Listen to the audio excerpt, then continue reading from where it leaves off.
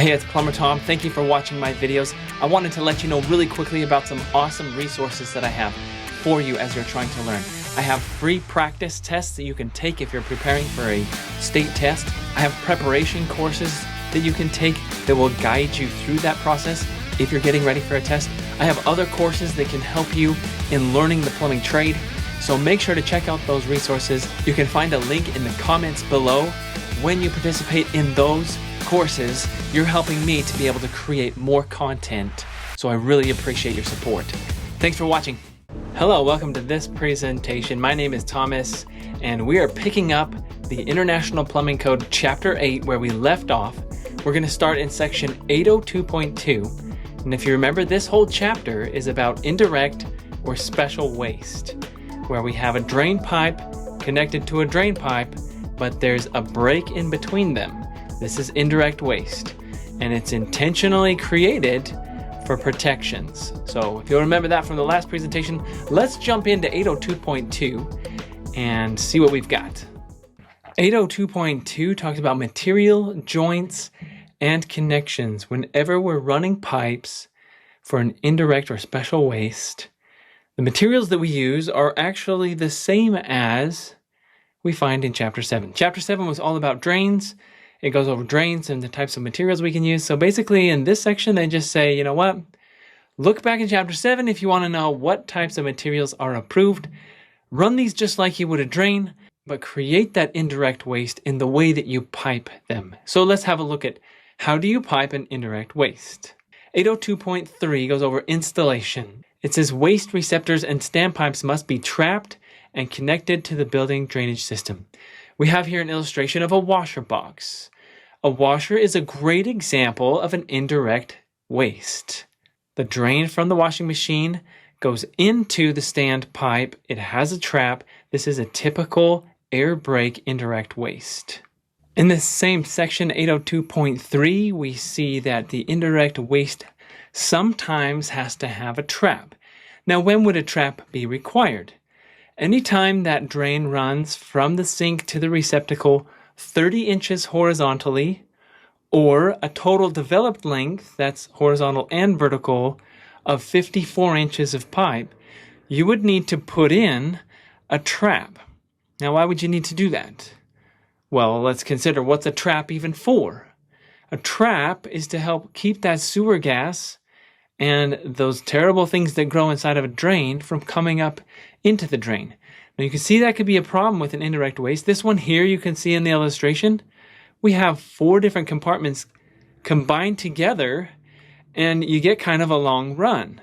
That's a lot of waste pipe where a lot of bacteria can grow, and it could start to foul up into the sinks. So as we look at this illustration, it's very possible that they would need a trap somewhere along this. It's a little bit longer. They've got 4 compartments. We have that 30-inch maximum horizontal distance or 54-inch total developed length. Any more than that, and you'd want to trap underneath the sink like you would normally do. You don't have to run any additional vents, but just bring that drain over and dump it into the indirect waste. In 802.3.1, we get this specific definition of what is an air gap. Let me read it for you. It says, air gap.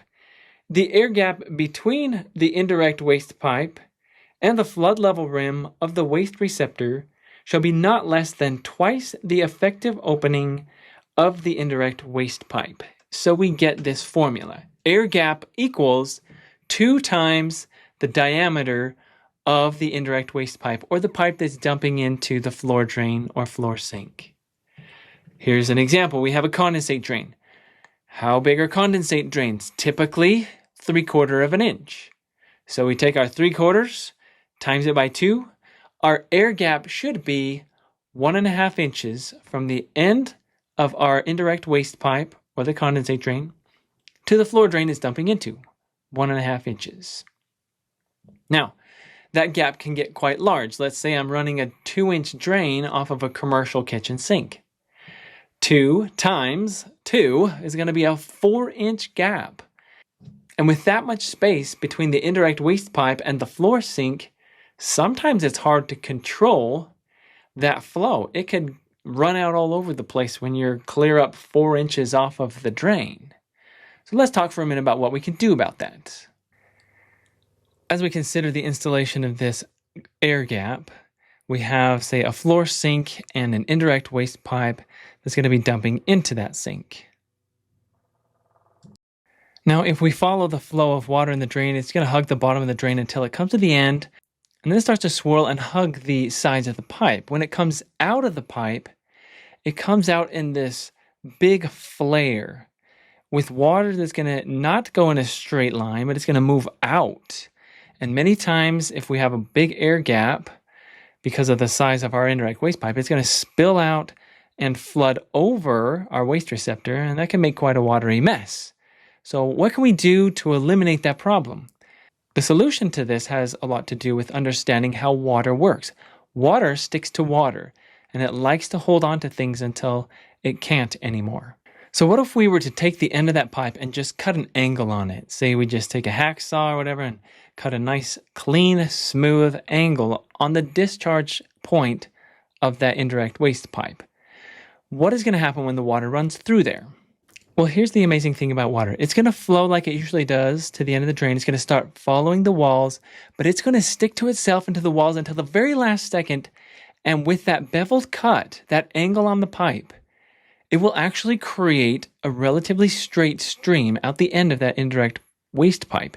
You can control and direct that flow by just cutting an angle on the end of the pipe. This is a great trick of the trade.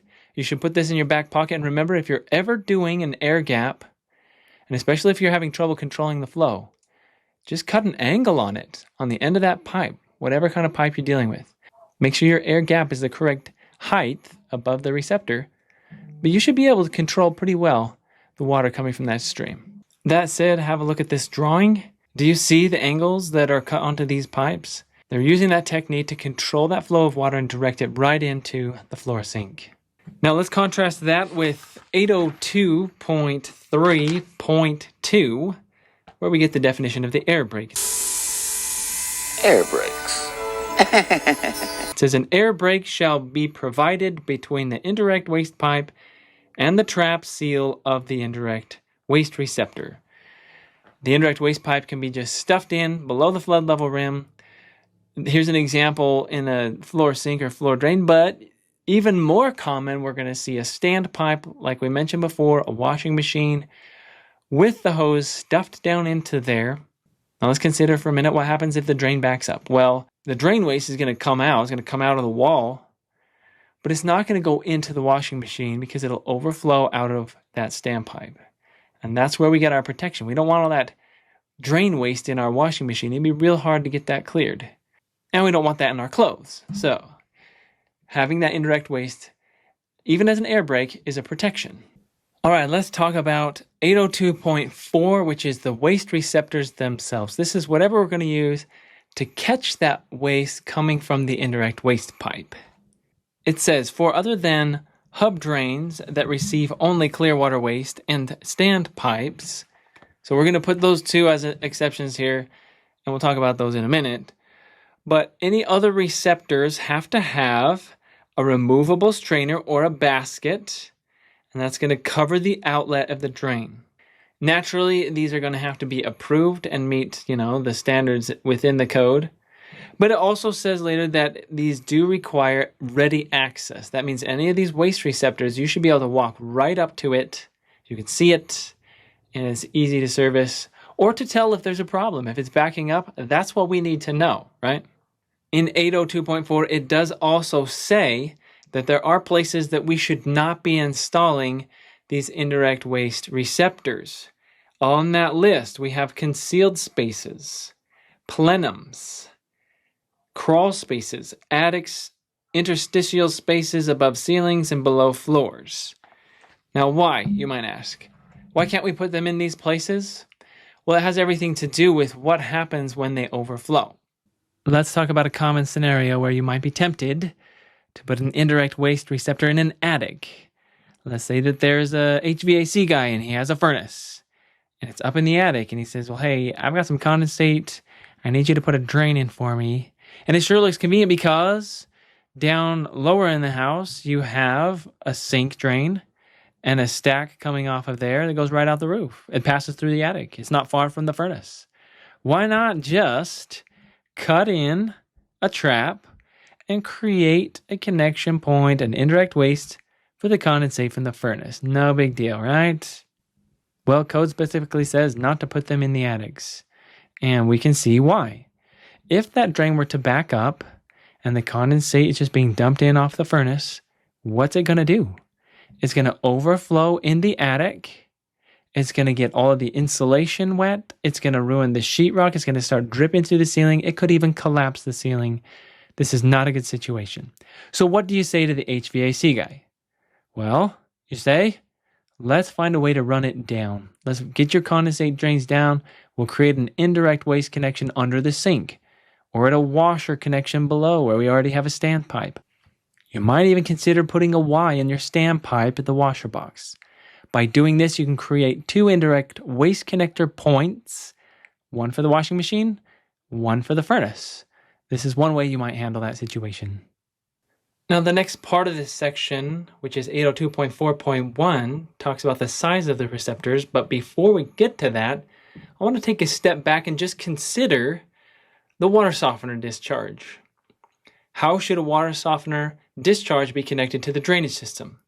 Well, back in 608.4, we're told that it has to be through an air gap. And this is where the one section of the code connects with the other. We're looking at air gaps here. But when it comes to the size of the receptors, it says that they must handle the maximum output of whatever's dumping into there. That floor drain or floor sink has to be able to handle the maximum output of what's being forced into it without splashing or flooding. We don't want this to flood the kitchen or make a big watery mess. Now, going back to the softener issue, softeners have a pressurized discharge. They're pushing water, not just draining. They're pushing water out. And so we really have to be conscious of that connection because it can easily splash or push water where it should not go. Now, if it has to be an air gap, there are air gap fittings. You can see this on the left. You can connect the softener discharge to that and it creates and maintains that air gap. That's a great option. On the right, this is one that I just found on Google. Someone who came up with a creative candy cane shaped PVC 90 discharge connection, and that works. It's got the gap, right? It's there. Now, if you look at this illustration, this is copied and pasted directly out of a water softener installation manual. And this is how they're recommending to do it. They say tie or wire the hose, the discharge hose, to a brick or a block or a something, 1.5 inches up above the floor drain to create your air gap. Now, as far as code is concerned, that creates an air gap. But as far as code is concerned, that would not eliminate splashing or flooding. You see the discharge is going to be shooting out across the room. So what I'm saying to you as an installer is be conscious of the discharge from whatever indirect waste you're connecting, be it a sink, a softener, whatever it is, and make sure the drain is going to be able to handle that. That's a part of our responsibility at the time of installation. Take a look at this picture here. I want you to put on your thinking cap and note the number of code violations that you can see in this attempt at an indirect waste. Let's assume that that copper pipe coming across horizontally from the left to the right is a discharge from a water softener or something like that. So they've created a receptacle for it. But do you see what's missing from the receptacle? There's not even a trap. It's just an open pipe. That's going to be a problem, right? Because they're going to get that sewer gas coming right up into that crawl space, right up into the house, and stenching it out. But there are some other code violations here, including, but not limited to, the PVC glued to ABS pipe. You probably noticed that right away. I don't know, the firm code's okay, it's a transition, but gluing one type of pipe to another, we learned in Chapter 7, that's a no-go. And as we mentioned before, in this same chapter, you cannot put an indirect waste into a crawl space. Why not? Okay, well, let's just take worst case scenario. here we have this one, and let's say that they even put in a trap. It's properly done indirect waste, but it's in the crawl space. So, one day, tree roots block the sewer out in the yard. Sewer starts backing up into the house. Where is it going to go? It's going to overflow into the crawl space. And in fact, it could keep right on doing that, flowing and flooding on and on, filling all of that space with rotten, rancid, awful sewage. Now, is that going to have an effect on the occupants of the house? Are they eventually going to be rotted out and wondering why they're sick all the time? Of course. You can see why this is a terrible place to have an indirect waste. You can't put them in the crawl space. So what if there is a furnace in a crawl space or a water heater that has condensation? You're going to have to find a place to pipe that to, or even pump that to, that's not in that crawl space. So we know floor drains, floor sinks, they can be used as indirect waste receptors. They're a great place to bring a pipe and just, dump that waste down in. But there are some other options that we're given. 802.4.2 open hub waste receptor. This kind of goes back to when we used to have cast iron pipe with a hub, and it would actually bell up as just a normal part of the cast iron pipe. And they could just bring that right up from the trap out of the floor and have it as a receptor for indirect waste. Now, in this picture that I have, I've got a bell reducer. You could still pipe it like that. Bring your standpipe off of the floor drain and kind of bell that up, give you a little bigger place to receive your indirect waste. So here's an option for an open hub waste receptor, but at minimum, these have to be 1 inch above the water impervious floor. So, you've got concrete and tile, you're going to bring that 1 inch above, so the contents are not going to just flow out onto the floor. And we do also have the option for standpipes. 802.4.3 talks about standpipes, and as plumbers, we see those most commonly with our washer drains. We'll hook a washer box to that, right? It's a really great way to handle the connection for a washer appliance, but there are some minimums and maximums that we have to be aware of when we're installing the standpipe for a washer box or any other standpipe.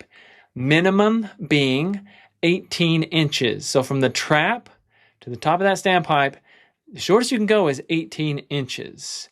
Now that's so that if you stuff that washer drain down into the standpipe and it's too short, it's pumping and pushing water. It could actually overflow if that standpipe is too short. And I've seen that on some as I'm going around doing repairs and finding one that was less than a foot tall. That was not enough and it would splash out. Now, on the other hand, we don't want that standpipe to get too long. If we get too far away from the trap, then we start to get stinky drain pipes. So the maximum height from the trap to the top of that standpipe is 42 inches. Now, for most of these setups, when you're installing a washer box, you can hit between 18 and 42, no problem, have plenty of pipe, and meet this code requirement. Let's have a look at one other option that you have in a washer or laundry situation where you can connect multiple fixtures. This was added to the International Plumbing Code in 2018. It's section 802.4.3.1, and it talks about connection of a laundry tray to the standpipe of a washing machine. It specifically states that as an alternative for a laundry tray fixture connecting directly to the drainage system, so rather than hooking it separately to the drainage system, we can just hook it up to the waistline at the standpipe of the automatic closed washer drain. Here are some of the specifics, the requirements we'd have to meet if that's what we want to do. The standpipe shall be not less than 30 inches. So we talked about the minimum being 18, but in this case, it needs to be 30 inches above the weir of the standpipe, and it shall extend above the flood level rim of the laundry tray. So you can see in this case, you got the laundry tray and the standpipe has to come above that. Additionally, it says the outlet of the laundry tray shall not be greater than 30 inches horizontal distance from the side of the standpipe.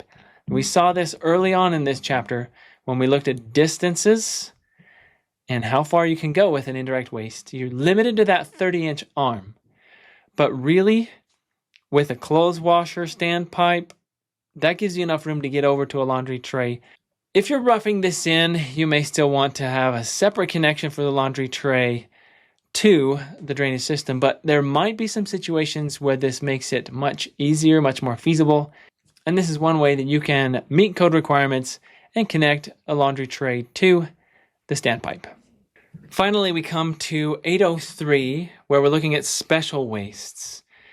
Condensate that's created by even tankless water heaters can be highly acidic, and against cast iron drains or even concrete floors, like, it can really eat up some materials. And not as bad against plastic pipes, but still not the sort of thing you want to just be dumping down the drain. So code says that when there are harmful chemicals that would destroy or injure a drain or a sewer or a soil pipe, then it says it shall not be discharged into the plumbing system without being thoroughly diluted, neutralized, or treated by passing through an approved dilution or neutralization device. What we have here in this slide is a picture of Renai's box of rocks, as I call it. You hook a pipe up on the one side, you hook a pipe up on the other side. It's your indirect waste pushing through there, and that condensate is neutralized by these alkaline rocks that are in there so that it doesn't damage any of the pipes downstream. Now, eventually that would lose its efficiency, right? If it's gone through there long enough, you probably have to replace this box of rocks. And I have seen some of these actually built into the water heater unit itself. And when they go bad or when they've been used up, it'll actually kill the water heater and say, you got to replace this thing before I'm going to heat any more water for you, right? But this is an example of neutralizing to make sure that we're not causing damage to drainage systems. Additionally, 803.2 talks about drain systems that are chemical. So it says system design. Anytime you have a drainage system that is chemical, and we looked at this in chapter 7, if it's handling chemical waste and it's a special chemical system, then of course it has to be completely separate from the sanitary systems. And that goes for indirect waste as well. We don't go like dumping chemical waste into our sanitary drainage system through an indirect waste. We've always got to be conscious of protecting our pipes against that sort of corrosion. This concludes our discussion of indirect waste from International Plumbing Code Chapter 8.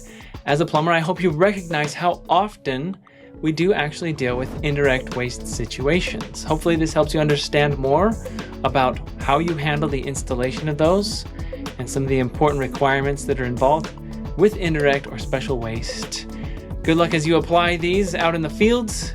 I'll see you next time.